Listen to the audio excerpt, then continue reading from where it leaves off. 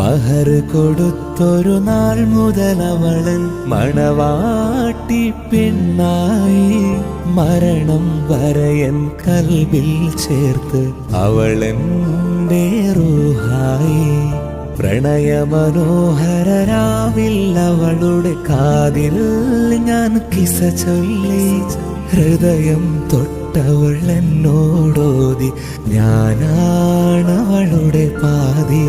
സ്നേഹമേറെ തന്ന് മാതാവിൻ ലാളനയും അവളേകി. ദുനിയാവിൽ സുവർഗത്തിൻ പ്രണയപ്പുഴയിൽ ഞാൻ നീന്തി. ഓ